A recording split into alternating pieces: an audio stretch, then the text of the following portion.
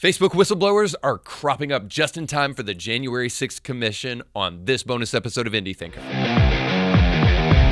All right, as we jump into the episode today, I want to make sure that you are subscribed. So make sure to do that right now. Go down below, subscribe, and then click the bell to be notified because we are delivering some great information here at Indie Thinker, if I do say so myself. You won't always agree with me, and I'm not suggesting you watch because you do. But the one thing that is inexcusable is expressing exhaustion over the news cycle and politics and the things going on in our world when the world needs you, all of you. Take a break if you need it, but stay in the game. If righteous people will not stand, then who will? This is why I want to delve into some of these stories, to simply help you be informed and a responsible citizen to this great country. And there's a lesson deep inside today's look at the Facebook whistleblowers that I think really needs to be heard. Before I jump into that, I want to let you know that this episode is brought to you by our partners, Kevin Blair and the team over at Element Funding.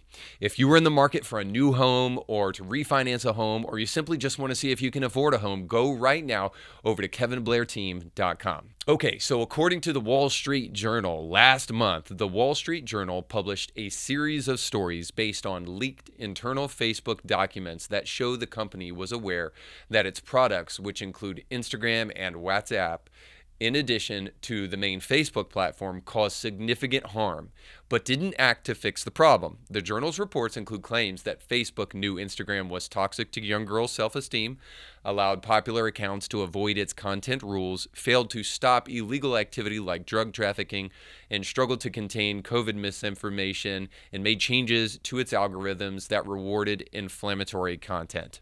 Okay, so all of that sounds, moderately bad. There's one big problem with this. The article also fails to leave out some crucial content about the whistleblower, namely that this woman is a Democrat operative. Need the proof?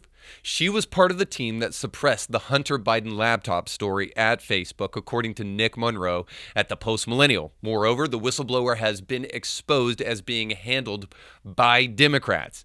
The Daily Wire shared information on the whistleblower, showing her to be a leftist activist who is represented by the lawyer behind the Trump impeachment. According to the Daily Wire, the Facebook whistleblower has a history of donating money to Democrats and is working with Democrat operatives to roll out her complaint. She also has the same lawyers as the anonymous Ukrainian whistleblower whose allegations led to Trump's impeachment and was actually found to be Biden's top advisor on Ukraine. I mean, hello, do you need any more information than what was reported by the Daily Wire to let you know that you should not be listening to this whistleblower at all? Let me just give you, for instance, you know anybody who personally gives to Democrat or Republican campaigns, who doles out money? No, because the people who typically do are people who are absolutely in the pocket of those parties. So you should have pause over using Facebook, and you should know that there's some potential pitfalls, and companies put profits before people all the time, but please don't miss what's right in front of your face. This whistleblower is being used by Democrats to ensure control of the dissemination of information.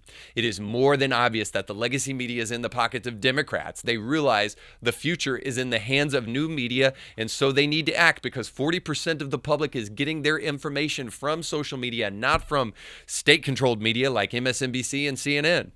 So look, the legacy media, with Trump's help on Twitter to be sure, with 24/7 negative news coverage, was able to put a nursing home patient in the Oval Office.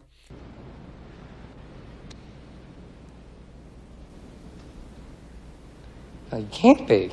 So I'm telling you, Democrats want control of media, especially media that's drawing a younger audience so that they can control narratives.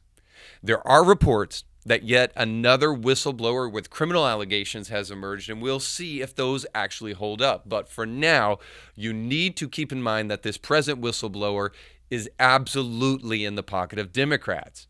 And here's another reason that you need to have some pause when you look at this whistleblower's account. According to The Hill, the fake whistleblower intends to meet with the January 6th commission. I put fake in there myself. But look, when you see a breadcrumb trail, you've got to follow it, guys. And so I'm talking to people with consciences and people even with limited cognitive ability. Do not fall for the ploy of Democrats to control Facebook.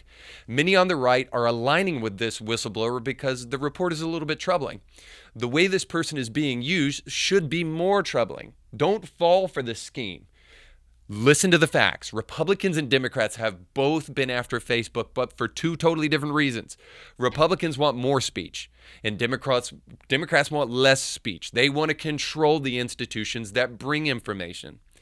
Some politicians are hoping that you will not be a nuanced thinker on this issue, that you'll hear the whistleblower and the threat to your children and you'll blindly react. Look, I hate social media just as much as anyone, but I will not idly stand by while propaganda poses for information. We don't need the government to do our thinking for us. What we really need is good, godly parents with a strong sense of self and of God to help lead kids. The announcement that Facebook was not going to, after all, release their new app for kids had no effect on me. You know why? Because I had zero intention of actually letting my kids ever go on social media until they're adults. Do not outsource your responsibility as a mom or a dad to anyone else, especially not the government. A wise man once said, "You can do a lot with bayonets, but you can't sit on them." For ages, torture and terrorism have been a convenient way to get people to obey. The problem with those things is that they don't last long because people get tired of the pain. You are only wise to think of ways others may try to subvert and control you without pain, and rather how they may be using your consent to control you. Friends, this is one of the reasons I am a Christian. You can throw me in a jail and I will still be free because I have a freedom that does not come from government or any person. It comes from God. We need that in life. We need an existential hope that transcends human-made institutions for this very reason. They cannot be relied on. I think on this issue, we need to be highly skeptical about humans blowing the whistle here and the people that are behind them that are very happy that they are blowing this whistle. It could be that these people are merely being used as political tools in a political game to control information. It's at least enough to give us pause, to make us question if that's really taking place. And it seems clear that it is. The only question that's not so clear is, what are you going to do about it? Are you going to stop that from happening? Are you going to be a nuanced thinker that doesn't let other people do your thinking for you?